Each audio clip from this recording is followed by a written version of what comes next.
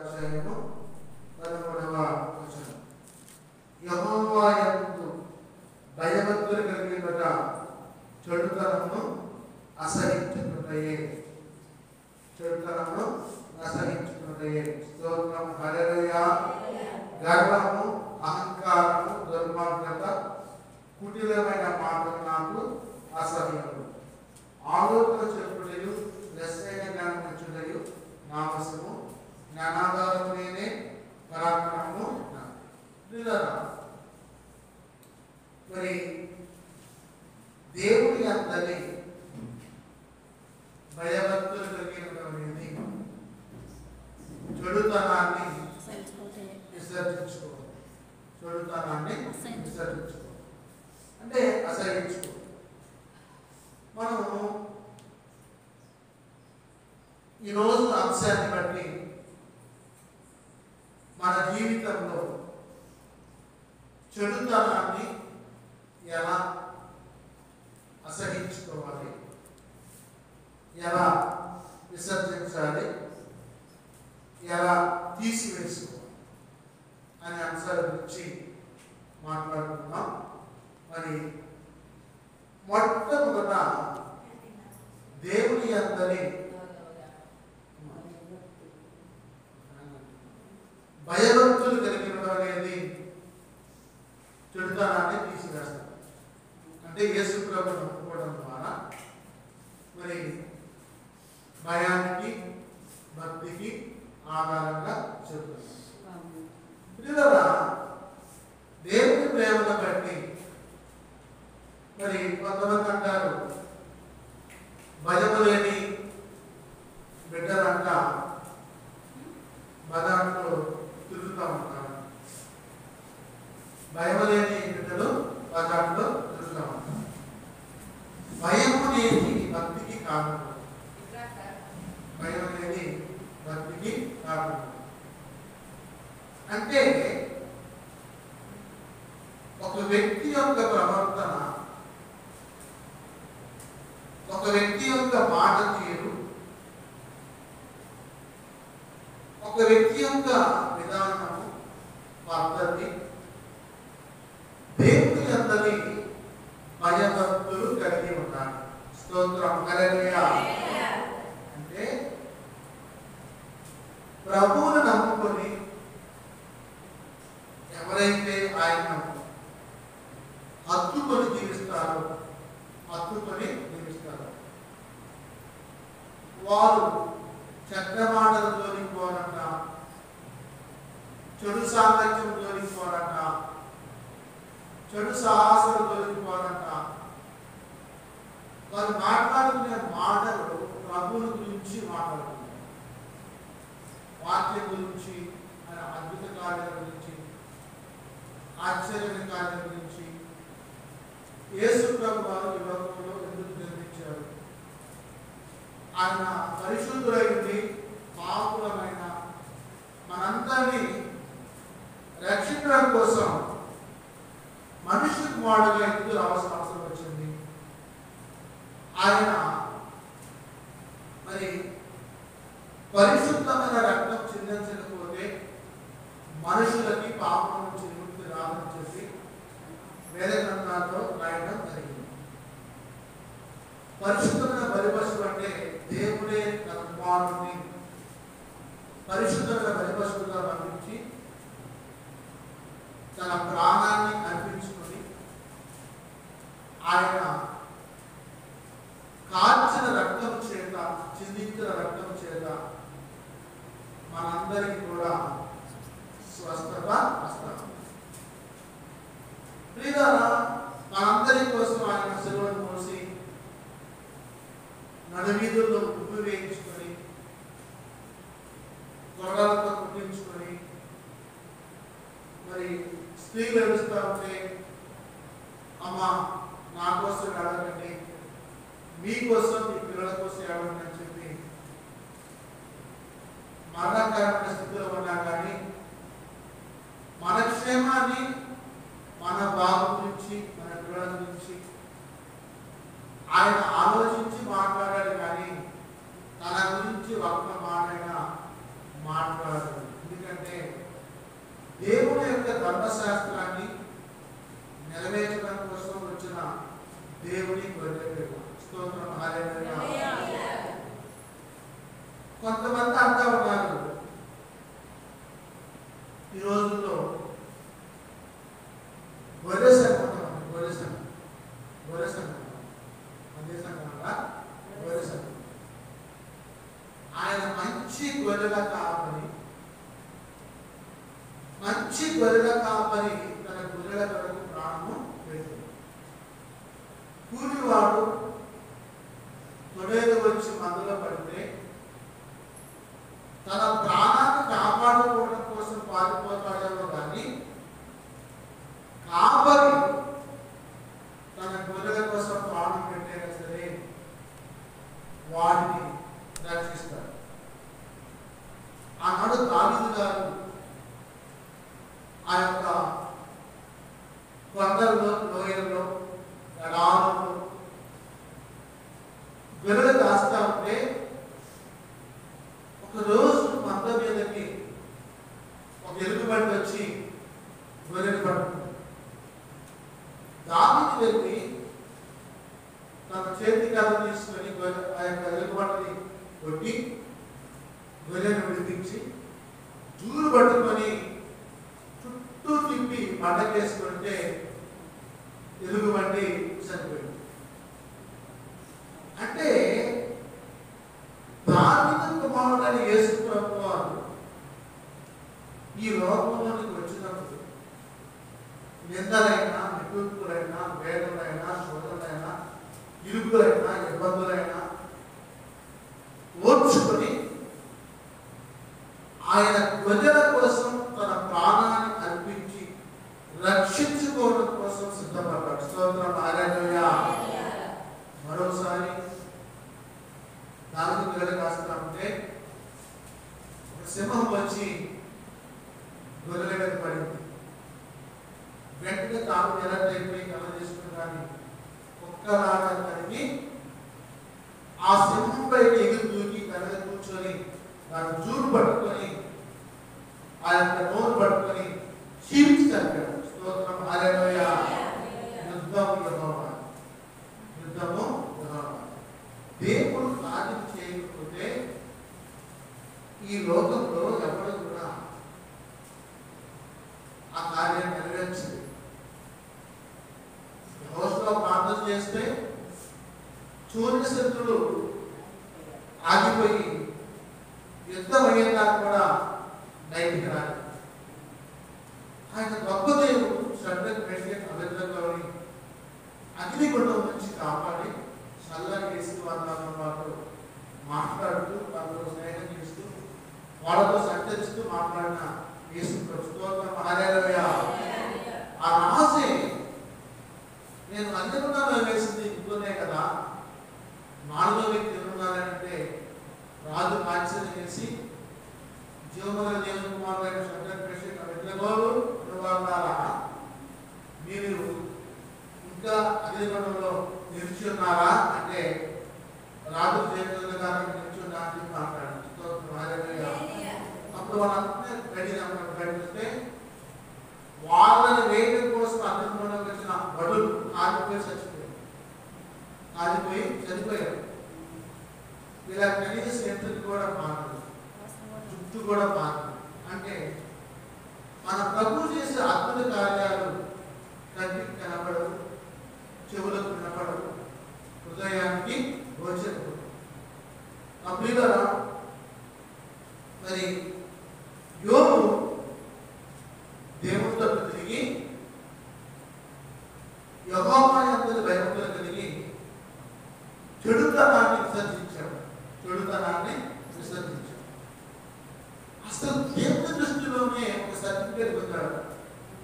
భూమి మీద నా యొక్క భక్తుడు ఉన్నాడు, అతడు యోబు, అతడు మరి నా యొక్క భయభక్తులు కలిగి మరి యథార్థవంతంగా, న్యాయవంతంగా చెడుతనాన్ని విసర్జించుకుని భూమి మీద ఇతని వంటి వాడు లేడు. స్తోత్రం, హల్లెలూయా.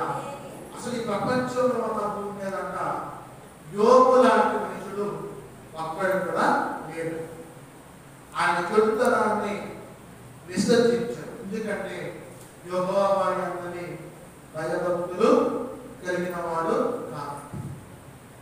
నా ప్రియులారా,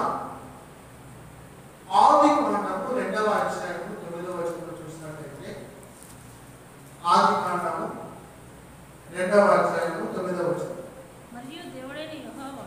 మరియు దేవుడైన యెహోవా చూపునకు రమ్యమైనదియు ఆహారముకు మంచిదియునైన ప్రతి వృక్షమును ఆ తోట మధ్యను జీవ వృక్షమును మంచి చెట్ల తెలుగునిచ్చు వృక్షమును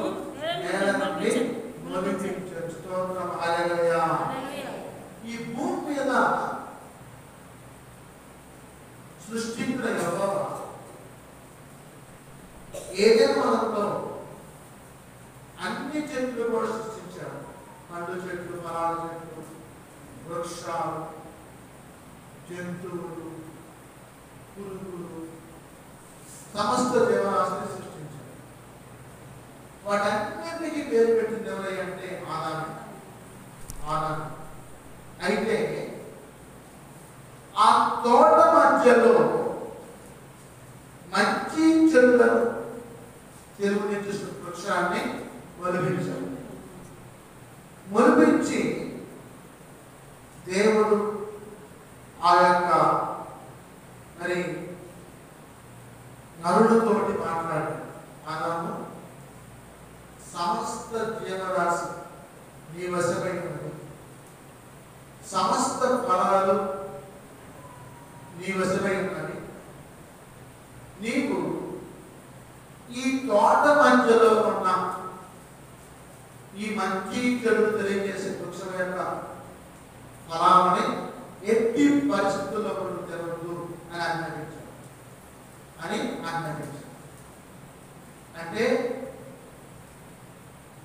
మరి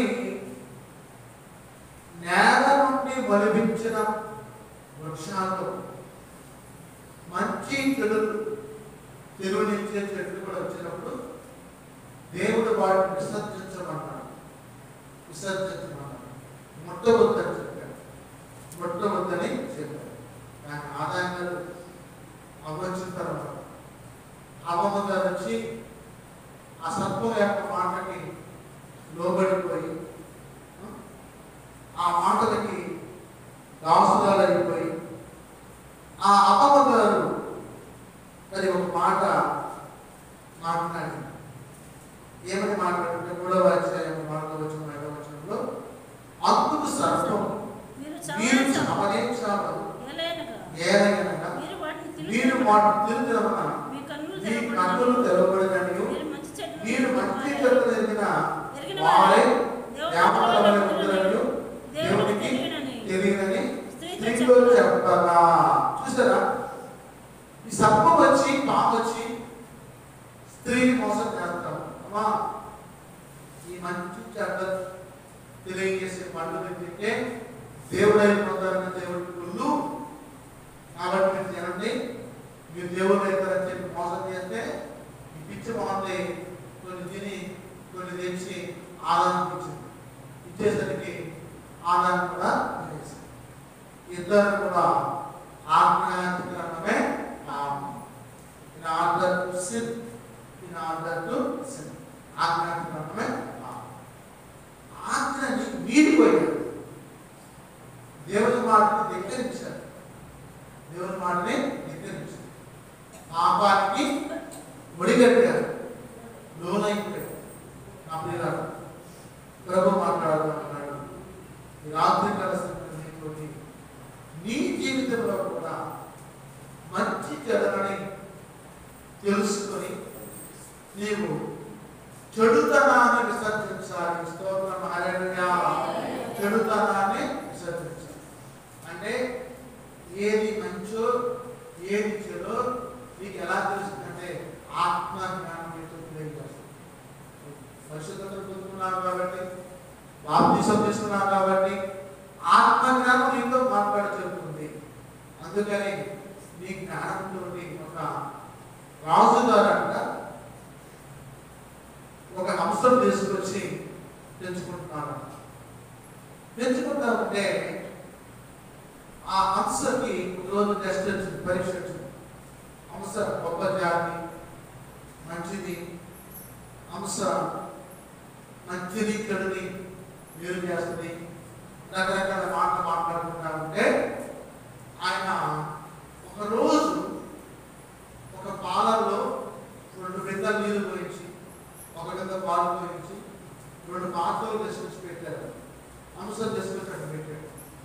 అంశ తన నోటితోటి 2 బొంగల నీళ్ళని నోటితో లాగి పాత్రలో పోసింది.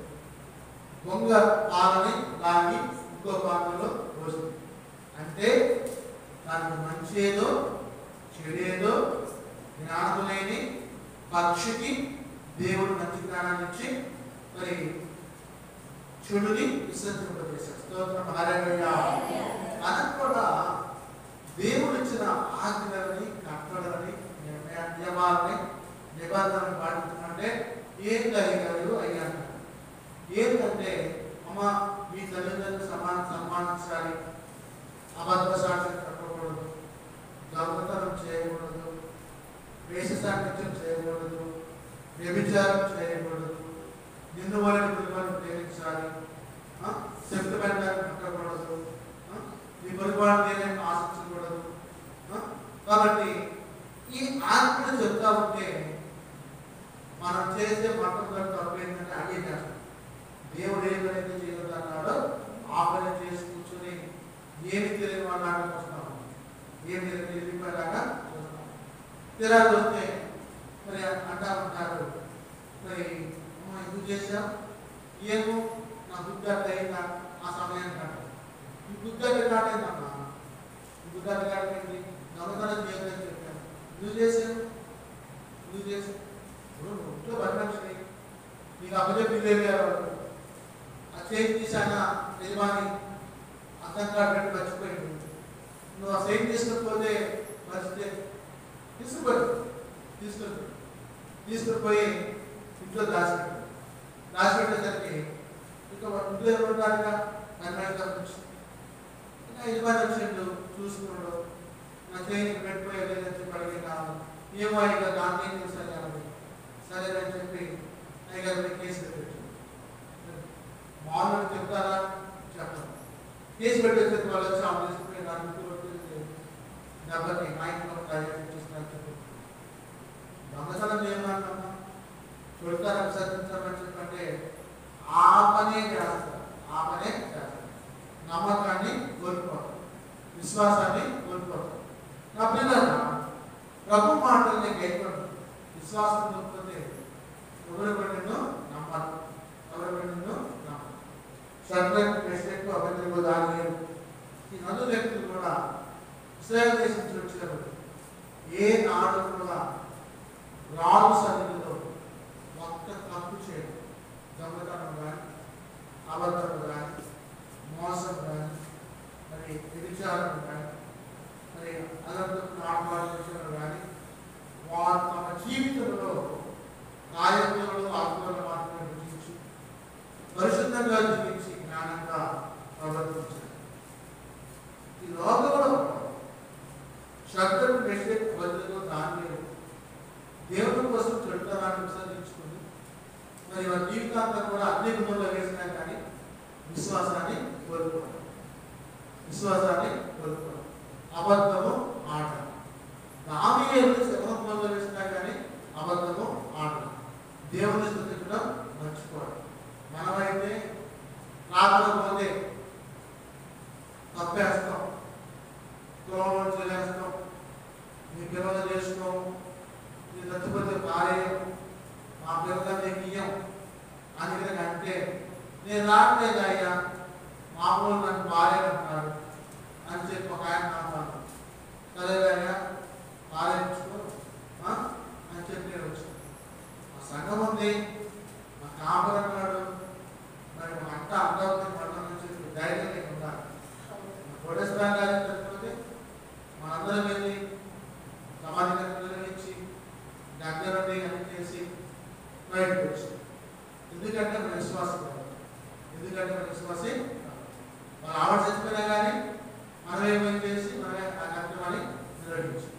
కాబట్టి మీకు సంఘం అంటుంది అడంగా బాధ్యతలే కానీ మనమే వెళ్ళి కార్యక్రమాలు నిర్వహించి ఆన్యం చేసి వచ్చాం. కాబట్టి దేవుళ్ళ విశ్వాసంగా ఉంటే ఆయన మీతో మాట్లాడుతూ ఉన్నాడు.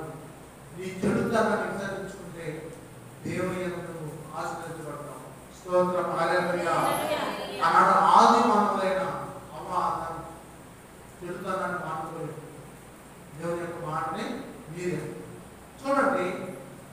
ద్వితీయోపదేశకాండము 13వ అధ్యాయం 5వ వచనం. ద్వితీయోపదేశకాండము 13వ అధ్యాయము 5వ వచనం.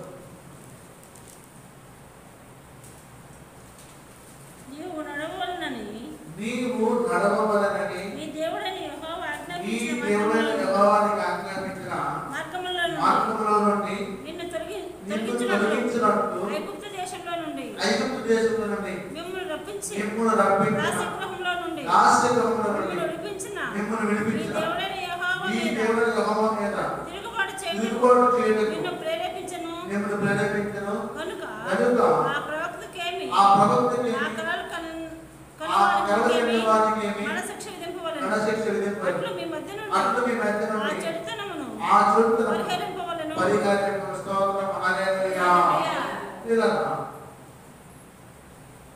దేవుడు మాట్లాడుతున్నాడు. ఆయన నీవు ఎరుగని అన్య దేవతలను పూజ చేస్తున్నావు. నీవు అన్య దేవతలను పూజ చేసి దేవుడి నామాన్ని అవమానపరుస్తున్నావు. కాబట్టి మరి మీరు మీ దేవుడిని యెహోవాని ప్రవక్తల మాటలని కేవలం వారి మాటలను వినకూడదు. కొంతమంది సోల్ చెప్పుకోవాలండి, అంతరాలు కడతామండి అని పిలుస్తారు. వారి గ్రామంలో చూస్తారు అంతరాలు తాగేంట పాపయ్య అంట మహిళకి అంట కడగా ఉందంట. ఒక అంతరానికి 5,000 అంట, 10,000 అంట, 1,00,000. ఒక అంతరానికి 5,000, 10,000, 1,00,000. ఇంకేదైనా శుద్ధ పూజలు తీసేస్తే 2 లక్షలు, 3 లక్షలు. దాదాపు బిల్డింగ్లు కట్టేసి బాగా సంపాదించి ఆ డబ్బుతో పిల్లవాడిని సినిమాలో పంపించింది. సినిమాలో యాక్షన్ పెట్టింది. వాళ్ళ వ్యాపారులు కానీ ఓటము, మోసము, మాయ అని రాశారు. అంటే మోసం అనేది అన్నాల్లో నిలవదు. మోసం అనేది తెలుసుకోవాలి. మీ మధ్యలో మోసం చేసేవారు ఉన్నా కానీ, కళ్ళనేవారు ఉన్నా కానీ, చెడ్డమాట మాట్లాడేవారు ఉన్నా కానీ వారిని మీ మధ్య నుంచి తీసివేయండి, పరిగణించండి. ప్రభు నీతో మాట్లాడుతున్నాడు. మీ దేవుని యెహోవాను మీ పూర్ణ హృదయంతోను మీ పూర్ణ ఆత్మతోను ప్రేమించండి. స్తోత్రం హల్లెలూయా. మీరంట మీ దేవుని అంట మీ పూర్ణ హృదయంతో మీ పూర్ణ ఆత్మతో ప్రేమించాలి. అంటే సంపూర్ణమైన భక్తి, యథార్థవంతమైన భక్తి నీవు కలిగి ఉంటే, చెడుతనాన్ని తీసివేసుకుంటే దేవుడు నీ యొక్క మాట ఆలకించి నీ కుటుంబాన్ని నేను దీవిస్తాను. అంతేకాని మరి మీరు లోకం వైపు చూసి లోకాన్ని నమ్ముకుంటే లోకంలో ఏమి లేదు, శరీరాశ, జీవము డమ్మ. కాబట్టి ప్రభు మాట్లాడుతున్నాడు. రోమపత్రిక 12వ అధ్యాయం 9వ వచనం చూసినట్లయితే రోమా 12:9 చూడండి ఒకసారి. రోమా 12. నీ ప్రేమ నిష్కపటమైనదై ఉండవలెను. నీ ప్రేమ నిష్కపటమై ఉండవలెను. చెడ్డదాన్ని అసహించుకొని మంచిదాన్ని హత్తుకొని ఉండుడి. మంచిదాన్ని హత్తుకొని కాబట్టి సమాంతర ప్రేమ విషయంలో అనురాగం కావాలి. ఘనత విషయంలో స్తోత్రం హల్లెలూయా. అంటే మిమ్మల్ని మీరు తెచ్చుకోవాలి. మాకే మా దగ్గర ఉన్నారు, మా సంఘం ఉంది, నాకేం పర్వాలేదు. ఈరోజు నాకు అన్నం లేకపోతే కానీ మందులో వెళ్తే అన్నం కడతారు, ఆ గ్యారంటీ నాకు ఉంది అనే నీకు ధీమా ఉండాలి. యేసుప్రభు నామమున ధీమా నీకు ఉండాలి. అంటే ప్రభు అంటున్నాడు మరి నీ ప్రేమ నిష్కపటమైనదై ఉండవలెను. స్తోత్రం హల్లెలూయా. నిష్కపటమైనది అంటే కపటము లేనిది, కపటము లేనిది, కలంకము లేనిది, మత్సరము లేనిది, దావేను మృతను లేనిది, స్వచ్ఛమైన మామలాగా తెల్లని ప్రేమకు ఉండాలి. కాబట్టి చెడ్డదాన్ని అసహించుకొని మంచిదాన్ని హత్తుకొని అన్నాడు. చెడ్డదాన్ని అసహించుకోవడం అంటే ఏంటి చెప్పండి? మంచిదాన్ని హత్తుకోవడం అంటే ఏంటి చెప్పండి? చిన్న మాట చెప్పండి. అబద్ధం ఆడద్దు, చెడ్డది. అసహించుకోండి. దొంగతనం చేయొద్దు, చెడ్డది. అసహించుకోండి. శనగపని తినొద్దు, అసహించుకోండి. విగ్రహాలు కట్టించి కొట్టకూడదు, అసహించుకోండి. ప్రభువుతో మాట్లాడుతున్నారు. కాబట్టి నా పిల్లల ప్రేమ విషయంలో సమానంగా ఒకరి ఒకరు అనురాగం కలిగి ఉన్నారు. అంటే చెడ్డ మాటలు పలకకుండా మీ నాలుకను కాసుకోవడం, మీ పెదవుల్ని మూసుకోవడం. ఇలా ప్రభు మాట్లాడతాడు, చెడ్డదాన్ని అసహించుకోండి, మంచిదాన్ని అద్దుకు.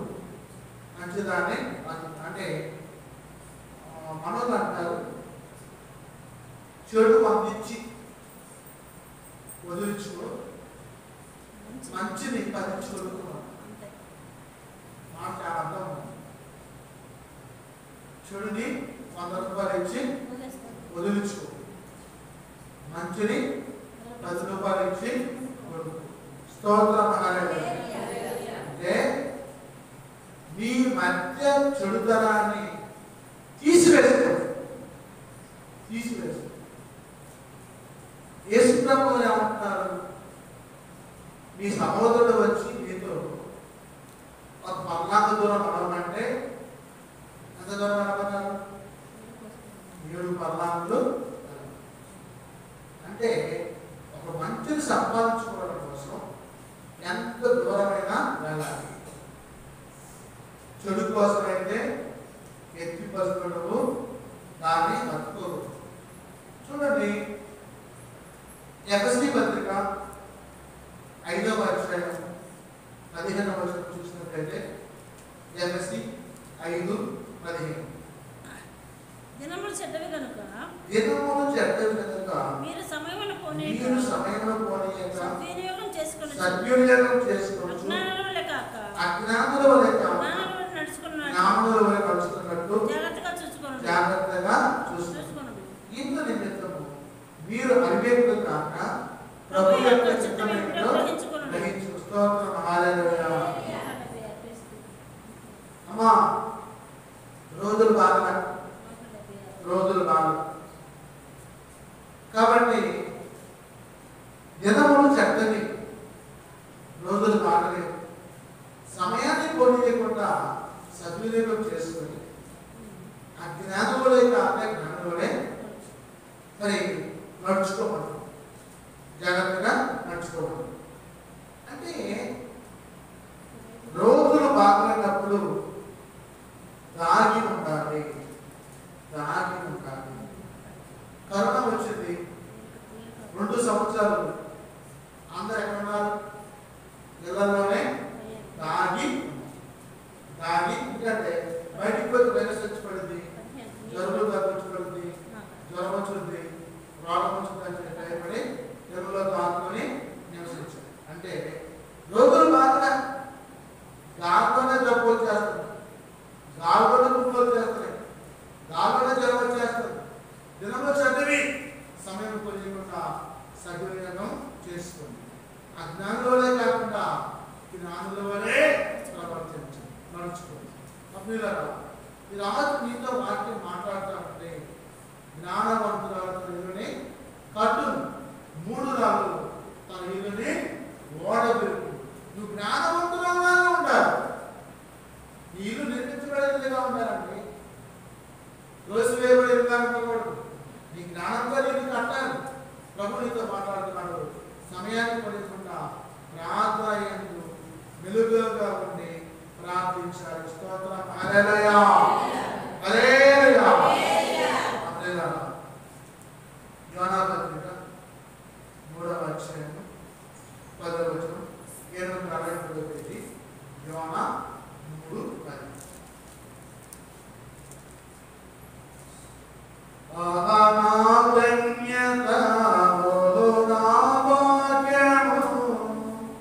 ఏమని వివరించను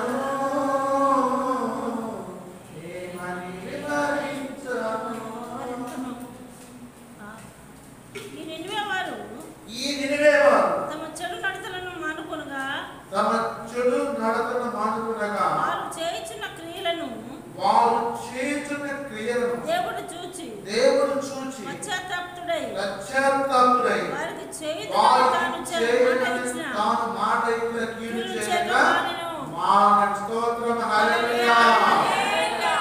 నినివే పట్టణం వారంట యోనా గారు వచ్చి, అయ్యా ఈ పట్టణం 40 రోజుల్లో సర్వనాశనం అయిపోతుందని చెప్పి మరి 3 రోజులు తిరిగి పట్టణం మొత్తం కూడా కాలంలో తిరిగి చెప్పాడు.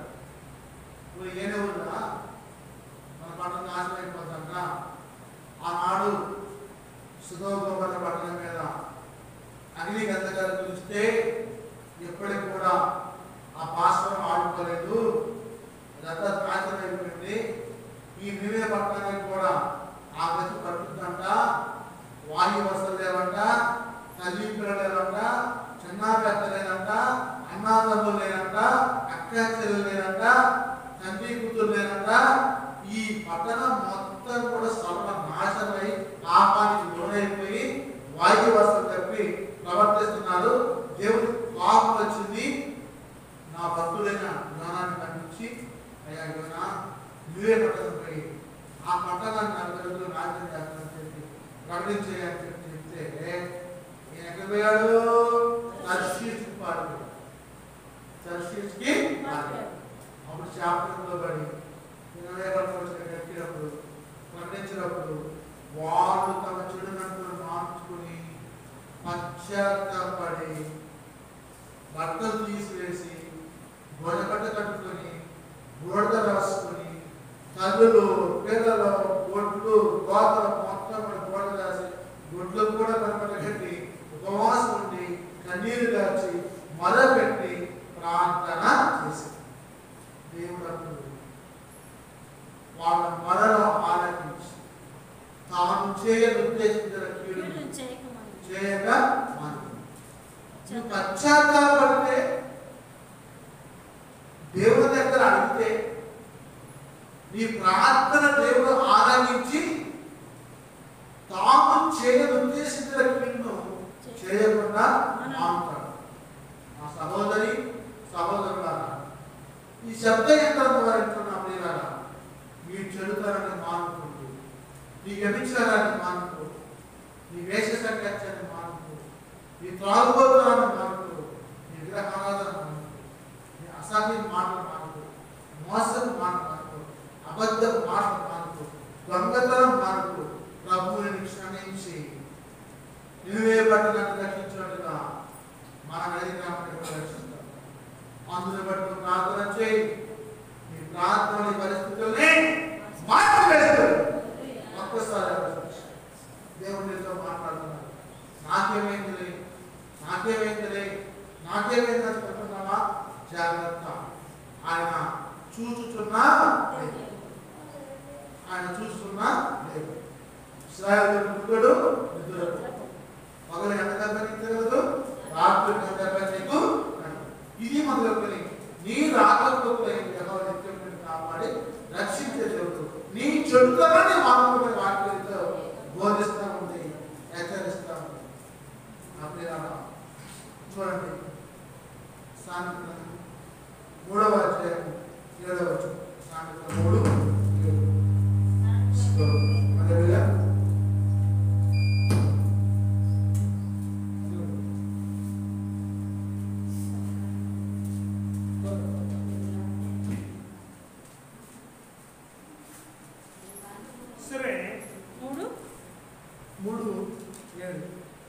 నేను జ్ఞానిని కదా అని నీవు అనుకునవద్దు. నేను జ్ఞాని కదా అనుకోవద్దు అని నీవు అనుకునవద్దు. యెహోవా యందు భయభక్తులు కలిగి చెడుతనం విడిచిపెట్టుము. చెడుతనాన్ని విడిచిపెట్టుము. స్తోత్రం హల్లెలూయా. ప్రభు మాట్లాడుతూ ఉన్నాడు. జ్ఞాని ఏమాయను, ఈ లోకము శాస్త్రీయమాయను, ఈ లోకం తత్వవాది ఏమాయను అని దేవుడు మాట్లాడుతున్నాడు. వాక్యం నా పిల్లలు, మరి దేవుడి యొక్క పరిశుద్ధ గ్రంథంలో ఉన్న మాటల్ని నేను జ్ఞాని కదా అని నువ్వు అనుకోవద్దు. యెహోవా యందు భక్తి కలిగి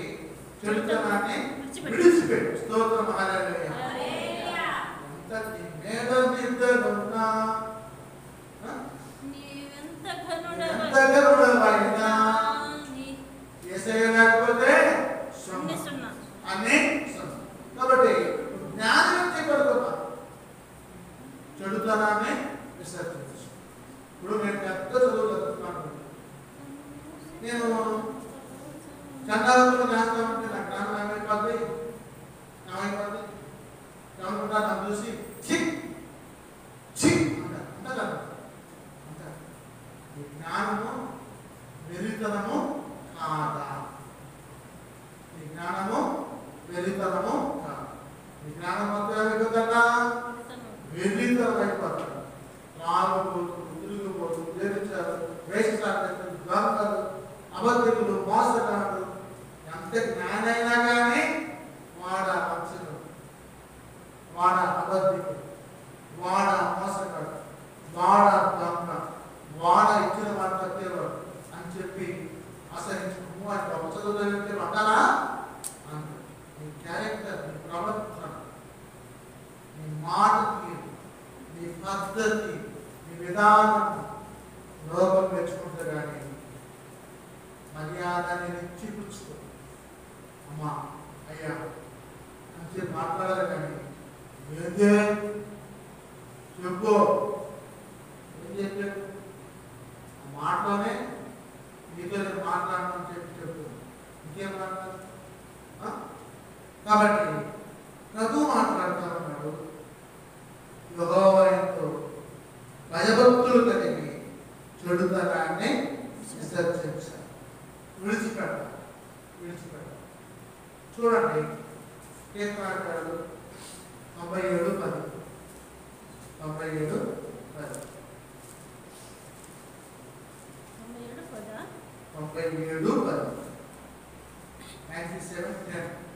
యెహోవాను ప్రేమించువాడా చెడుతనము అసహించుకొనుడి, తన భక్తుల ప్రాణమును ఆయన కాపాడుచున్నాడు. స్తోత్రం, హల్లెలూయా. కాబట్టి యెహోవాను ప్రేమిస్తే చెడుతనాన్ని అసహించుకుంటాం, తీసివేస్తాం. కాబట్టి దేవుని అందరూ భయభక్తులు కలిగి ఆయన ప్రేమించే వారంగా చట్టబద్ధంగా కూడా చేయరు. లాస్ట్ మనగా కీర్తనలు 34:11 చదువుకొని ముగిద్దాం. కీర్తనలు 34:10